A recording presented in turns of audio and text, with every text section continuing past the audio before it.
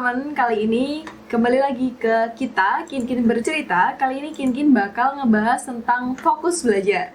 Jadi fokus belajar ini sering banget kan dikaitkan sama teman-teman yang lagi UN atau lagi ngadepin skripsi. Nah, kebetulan Kin tuh juga lagi baru aja sih lebih tepatnya, itu menghadapi yang namanya hidup yang ya bisa dikatakan lumayan menyiksa gitu.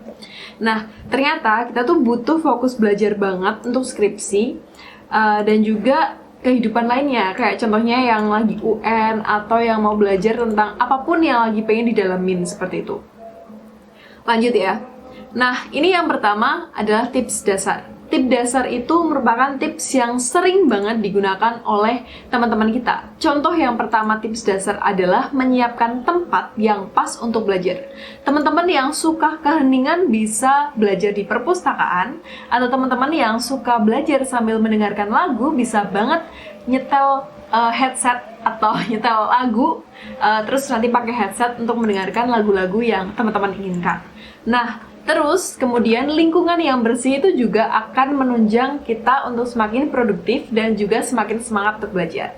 Nah, tips-tips dasar ini sering banget kita temukan nih di setiap mungkin dari bapak ibu guru atau dari teman-teman semua gitu. Kemudian menyiapkan segala yang dibutuhkan untuk belajar itu juga salah satu tips-tips dasar gitu, supaya kita tuh aware sama materi yang akan kita pelajari gitu. Oke, kita lanjut ke tips kedua adalah menggunakan Pomodoro Technique. Pomodoro Technique merupakan teknik yang bakal Kin bahas lebih lanjut di video berikutnya. Nah, untuk sekilasnya aja nih ya, jadi Pomodoro Technique itu merupakan teknik pembagian belajar. Contohnya, ini tuh kayak kita menggunakan 45 menit ini buat belajar, terus sisanya itu dalam 1 jam ya, berarti sisanya sekitar 15 menit itu buat istirahat. Atau ada juga yang pakai 40 menit nih, atau ya ada macam-macam lah, tergantung teman-teman itu sukanya seperti apa. Nah, kalau Kin sendiri itu 45 menit untuk belajar dan 15 menit untuk istirahat, itu udah suatu kombinasi yang pas banget gitu ya. Nah, biasanya sebelum kita melakukan teknik Pomodoro ini, kita harus nyiapin dulu nih materi-materi apa aja yang perlu kita pelajari. Jadi biar nanti kita nggak bingung mau belajar apa. Nah, biasanya kalau mamanya kita lagi belajar, itu kayak ada pikiran yang tiba-tiba melayang gitu ya. Contohnya nih, tiba-tiba pas kita belajar, kita keinget, waduh belum chat doi gitu. Atau kita juga keinget, waduh kita lupa belum ngasih makan kucing gitu. Nah, selaginya nggak mendesak banget, tuh kalian bisa menyediakan satu kertas kecil yang isinya adalah menuliskan apa aja yang akan teman-teman lakukan sesudah teman-teman selesai belajar. Jadi istilahnya kita memberikan janji ke diri kita sendiri, contohnya nanti ya cadoinya, atau nanti ya ngasih makan kucingnya abis belajar selesai, kayak gitu. Nah, kemudian Pomodoro ini mengkombinasikan antara belajar dan istirahat, atau sedikit rebahan gitu ya, supaya kita itu nggak sepanang-sepanang banget dalam belajar. Jadi kayak kita kasih waktu 45 menit untuk fokus belajar, nah kemudian kita nanti kasih waktu istirahat. Nah, kalau mamanya teman-teman nggak butuh banget buat baca sosial media, saran Kin sih nggak usah untuk pakai sosial media di saat kita belajar. Jadi kita belajar itu bener-bener ya udah belajar, terus kita bisa pakai laptop tanpa sosial media. Nah, nanti pas istirahat juga nggak perlu menggunakan sosial media jika memang bener-bener nggak dibutuhin gitu ya. Jadi nanti kita fokus istirahat itu bisa dilakukan dengan jalan-jalan, mamanya kita ke dapur gitu, atau ambil minum, kemudian nanti kita balik lagi ke tempat belajar. Jadi usahakan kita tuh ngasih space buat tubuh kita untuk bergerak gitu. Itu akan lebih worth it daripada kita mainin sosial media atau HP gitu. Nah, lanjut lagi, teknik ini juga menyesuaikan dengan waktu fokus kita. Manusia itu nggak bisa fokus terlalu lama sih pada dasarnya. Jadi kalau mamanya kita dikasih waktu istirahat itu, kita akan menghilangkan atau nge-refresh gitu loh. Terus nanti kita siap lagi buat fokus belajar lagi gitu. Nah, next, abis Pomodoro ini ada tetapkan target. Nah, kalau mamanya kita mau belajar, contohnya nih ya, kita mau belajar tentang matematika. Nah, usahakan kita tuh tahu target hari ini kita tuh mau belajar berapa bab. Contoh kita belajar 1 bab, ya udah kita belajar fokus 1 bab dulu aja.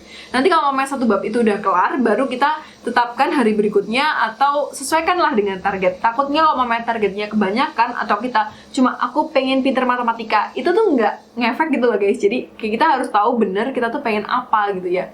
Jadi biar lebih lebih mantep. Terus habis itu kita juga tahu fungsi kita belajar itu sebenarnya buat apa sih kayak gitu. Nah, Anda akan lebih termotivasi saat memiliki target dalam setiap tujuan hidup Anda. Demikian juga dengan belajar. Buatlah target yang tepat dan rasional. Ini typo. Oke, kemudian adalah aturan 4%. Aturan 4% adalah teman-teman yang suka nih belajar. Itu biasanya kita mesti suka pelajaran yang sedikit susah, tapi nggak susah-susah banget.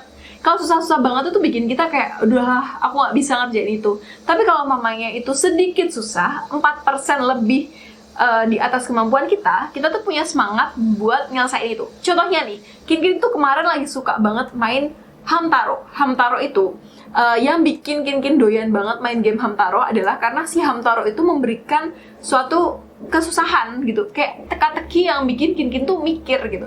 Nah dari itu Kin tuh jadi semangat buat mainnya. Tapi kalau itu terlalu mudah, ya udah bosen kan kayak gitu. Jadi kita usahakan kita belajar sesuatu tuh yang 4% di atas kemampuan kita supaya kita tuh bisa tetap semangat gitu. Nah seumpamanya nih mau belajar untuk SBM, kita bisa belajar dari basicnya dulu. Jadi kayak sebelum SBM kita bisa belajar soal-soal yang mudah-mudah dulu gitu. Atau kalau Kin sih, kalau kemarin skripsi, mamanya nih ada banyak banget kan skripsi itu bagiannya. Yaudah kita belajar ngerjain bab 1 dulu, baca-baca jurnal atau penelitian terdahulu dulu gitu, biar kayak ada bayangan gitu. Nah, ini aturan 4% itu Kin dapetin dari YouTuber lain yang lebih wow gitu ya. Nah, dan aturan 4% tuh menurutku cocok banget sih buat kita lakuin karena dia tuh mudah dan realistis untuk dilakukan gitu ya. Lanjut, setelah aturan 4% itu masih ada waktu istirahat. Kenapa sih? Jarang banget orang beranggapan bahwa jarang banget orang tuh nganggep bahwa istirahat itu penting. Padahal istirahat itu penting banget buat kita. Nah, istirahat yang penting itu yang gimana sih? Apakah istirahat dengan main gadget? Nope. Maksudnya istirahat di sini adalah istirahat untuk tidur. Jadi contohnya nih, Kin kemarin lembur nih dari malam lah sampai jam 4 pagi. Paginya Kin dapat tugas itu kayak udah nggak fokus gitu. Jadi kayak kita udah nggak fit, udah nggak enak nih buat ngerjain tugas. Tapi kalau mamanya kita itu memberikan waktu untuk diri kita istirahat, kita tuh bisa jadi lebih produktif guys. Jadi penting banget untuk kita menjadwal gimana caranya supaya waktu tidur kita tuh nggak tersita kayak gitu. Nah selain itu berikan juga istirahat dan juga asupan gizi yang pas, karena kalau mamanya kita cuma ngandelin katakanlah makanan-makanan yang ya tidak bergizi gitu, itu ya menurut kalian gimana? Kalau menurut Kin sih contohnya kita pengen berpikir kita mesti butuh suatu gizi yang mencukupi tubuh kita supaya kita tuh bisa berpikir dengan optimal kayak itu. Contohnya kita makan banyakin proteinnya, dan protein gak harus mahal ya. Kalau teman-teman tahu sendiri bahwa tempe tahu juga masuk ke protein kan, jadi masih bisa dipakai gitu. Nah terus kita juga kasih space buat istirahat, olahraga supaya kita tetap sehat kayak gitu. Apalagi di masa COVID ini kita tuh bener-bener butuh tubuh yang fit selain daripada kita fokus dari belajar itu tadi. Nah, jadi kalau mamanya tubuh itu bagus, istirahatnya cukup, biasanya kita tuh lebih gampang untuk fokus dalam belajar. Oke, istirahat adalah bagian penting dalam bekerja karena Anda akan lebih produktif jika bekerja dan istirahat yang cukup gitu. Lanjut, mental. Sebenarnya agak aneh sih ngebilangin fokus belajar dengan mental. Tapi gini, kesehatan mental itu penting banget guys. Semakin kita tuh punya kesehatan mental yang bagus, untuk kita fokus ke suatu kegiatan, salah satunya adalah belajar, itu akan semakin bagus juga. Contoh kesehatan mental adalah untuk meningkatkannya ya, adalah dengan berdoa.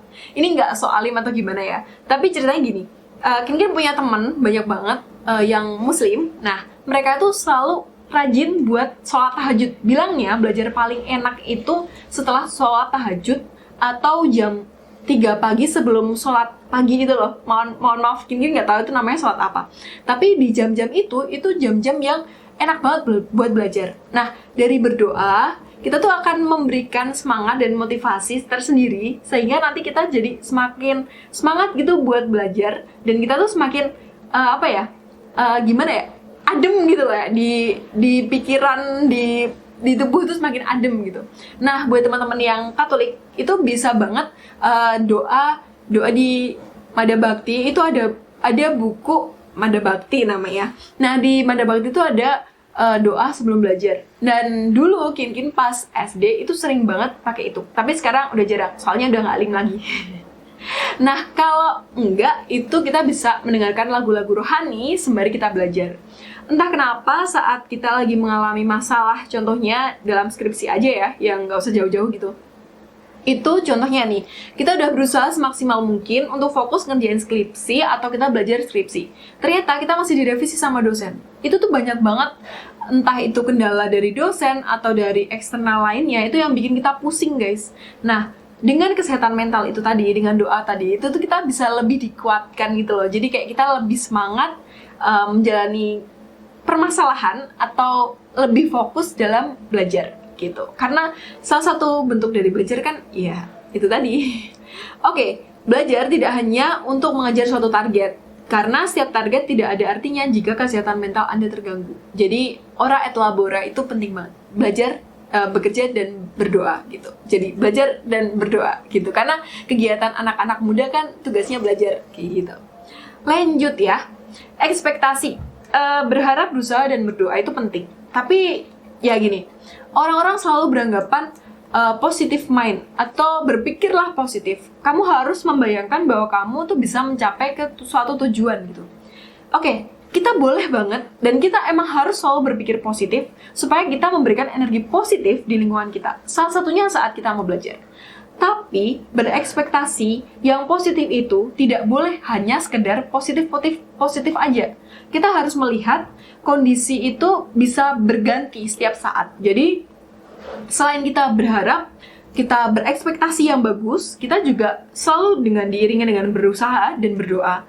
Tapi jangan sampai lupa dengan satu hal yang penting juga, yaitu berserah diri guys. Berserah diri sama yang punya hidup gitu. Kenapa kayak gitu penting? Karena gini, sering banget kan kita menemukan mungkin kita mengalami di saat tertinggi di fase kehidupan. Contohnya nih, skripsi udah bentar lagi udah mau ACC. Ini kemarin Kin alami sih soalnya.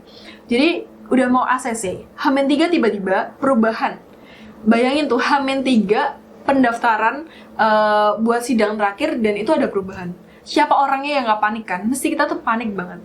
Nah, kalau memang kita itu tidak mengimbangi itu semua dengan berusaha dan berdoa itu tadi, ekspektasi itu bisa bikin kayak kita stres gitu loh. Tapi kalau memang kita sudah plus dengan berserah diri tadi, apapun yang terjadi, yang penting kita tuh sudah melakukan yang terbaik. Itu bikin kita nggak begitu stres banget. Apa sih gunanya kamu dapetin universitas yang kamu pengenin, tapi kesehatan mentalmu terganggu? Gak ada gunanya kan? Terus apa sih gunanya kamu bisa lulus cepat tapi kesehatan mentalmu terganggu? Gak ada gunanya juga kan? Jadi berserah diri itu penting banget supaya saat kita entah tiba-tiba mengalami suatu hal yang tidak terkondisikan gitu, kita tetap bisa menerimanya gitu. Itu yang Kin alami sih. Soalnya Kin kemarin bener-bener shock gara-gara di H-3 pengumpulan terakhir itu kayak ada revisi, dan itu revisinya bukan mikro lagi guys gitu. Tapi puji Tuhan akhirnya bisa ngirim gitu kan. Nah, gimana kalau mamanya kita terlalu berambisi dan itu tetap gagal katakanlah gitu. Nah, kita harus bisa menerima itu tadi. Makanya berserah diri itu penting banget kayak gitu. Ya, gitu sih. Lanjut ya. Grup online belajar. Nah, ini Kin lakuin sih. Jadi di kampus tuh Kin punya satu grup isinya orang-orang yang sebenarnya nggak ambis-ambis banget, tapi kita tuh pengen cepet gimana caranya supaya kita tuh bisa cepet lulus gitu. Oke, mungkin teman-teman dari fakultas lain itu 3,5 itu hal yang wajar sih ya. Tapi kalau di peternakan 3,5 itu ya lumayan nggak wajar. Dan 4 tahun itu normal, dan 4,5 itu normal, 5 itu ya seperti itulah. Nah, salah satunya itu Kin punya satu grup di situ. Di situ anak-anaknya tuh semangat banget buat ngerjain gitu. Sebelumnya Kin tuh kayak males-malesan gitu loh ngerjain skripsi, karena ngapain sih yang lain juga masih malas-malasan kayak gitu kan. Tapi setelah Kin punya satu grup itu tadi, Kin jadi termotivasi nih buat ngejar seenggak-enggaknya aku harus sama teman-temanku kayak gitu. Ya meskipun kita juga tadi harus berserah diri juga ya, jangan langsung harus sama gitu kan, semua orang juga punya jalan yang beda kan. Nah, tapi grup ini benar-benar bisa ngasih motivasi. Contoh kemarin, pas kayak Kin udah mengalami shock banget gara-gara katanya udah nggak bisa nih ngejar ujian gitu. Tapi ternyata teman-teman Kin tuh selalu ngasih tahu, support, terus abis itu nyemangatin. Nah, itu tuh bikin aura-aura positif yang timbul gitu. Jadi kalian harus bisa milih satu grup online atau offline. Mungkin yang lagi pandemi itu bisa online ya, tapi kalau mamanya kalian bisa ketemu offline, why not gitu. Terus mari kita jalan-jalan, kita juga bisa saling motivasi biar kita bisa sama-sama maju gitu. Nah, lanjut, berikutnya adalah motivasi diri sendiri. Di saat kita emang nggak bisa untuk mendapatkan motivasi dari orang luar atau motivasi eksternal, kita tuh harus bisa mengandalkan diri kita sendiri. Nah, kenapa? Karena kalau memang nggak kamu yang motivasi diri kamu sendiri, terus siapa gitu loh pertanyaannya itu. Kamu bisa mengumpulkan alasan kenapa kamu harus berjuang sekarang. Ini sorry banget sih, ini hobi Kin typo. Mengumpulkan alasan, kumpulkan alasan apa yang dapat membuat dirimu di masa depan dapat berterima kasih ke dirimu di masa ini, gitu, di masa dulu. Berarti kalau masa depan berterima kasih ke masa dulu atau masa kini gitu. Jadi kamu harus punya motivasi internal. Iya, sering banget nih motivasi eksternal itu berpengaruh besar. Tapi saat dia hilang, ya hilang, benar-benar hilang. Tapi kalau motivasi diri kita itu meskipun katakanlah ya, kita motivasinya tuh segampang aku pengen aku bisa bebas gitu. Ya itu akan tetap ada gitu karena itu motivasi dari diri kita. Jadi lebih optimalkan motivasi dari diri kita gitu supaya kita bisa memberikan aura positif ke diri kita sendiri gitu. Oke.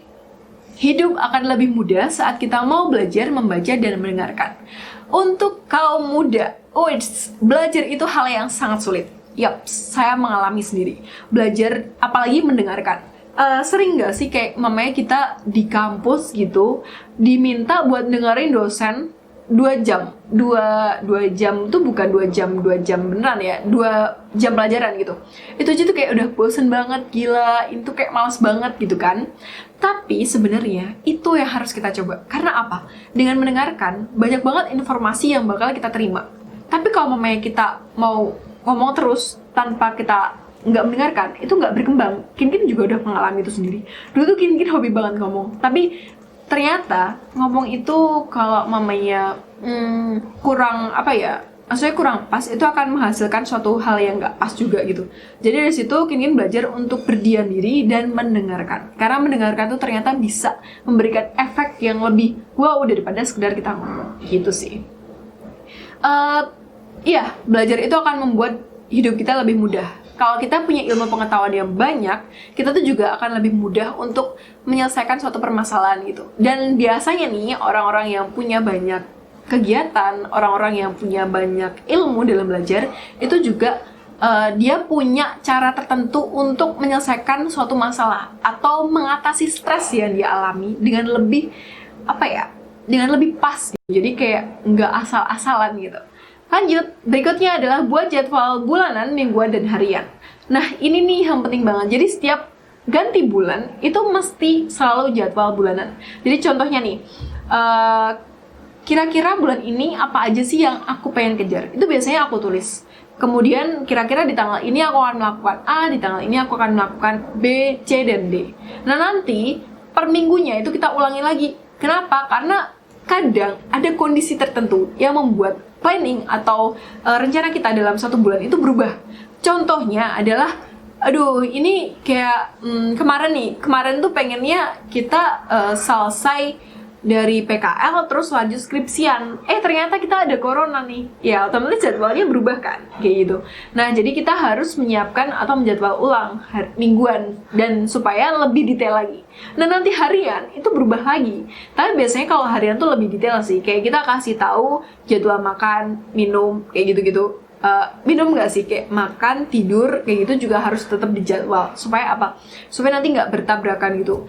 Beda banget sih saat satu hari dijadwal atau ada to-do list sama satu hari nggak ada to-do list. Itu bener-bener beda banget. Dan menurut Kinkin sendiri itu lebih worth it saat kita bikin to-do list tiap harinya. Supaya kita tuh tahu kita tuh hari ini mau ngapain nggak sih. Kalau mamanya enggak, nanti kerjaan kemarin itu tuh numpuk sekarang, terus kayak nggak kelar-kelar gitu. Ya seperti yang lagi saya alami nih. Kayak gitu. Jadi jadwal bulanan, mingguan, harian itu penting banget guys. Lanjut. Nah, ini mungkin akhir kata ya. Semangat selalu untuk belajar dan jangan sampai lupa berdoa. Nah, kayak gitu deh aja dari Kinkin. See you. Mohon maaf jika banyak kesalahan atau ada sesuatu yang gak sesuai buat teman-teman. Bisa langsung di kolom komentar aja kalau ada masukan dan lain sebagainya. Dan mungkin Kinkin belum sepenuhnya melakukan apa yang Kinkin katakan ini tadi, tapi Kinkin juga berusaha untuk menjadi pribadi yang lebih bagus dengan materi-materi yang Kinkin dapat ini, karena materi ini tuh kumpulan dari beberapa youtuber yang ada dan juga kumpulan dari apa yang Kinkin pelajari selama ikut seminar dan lain sebagainya gitu.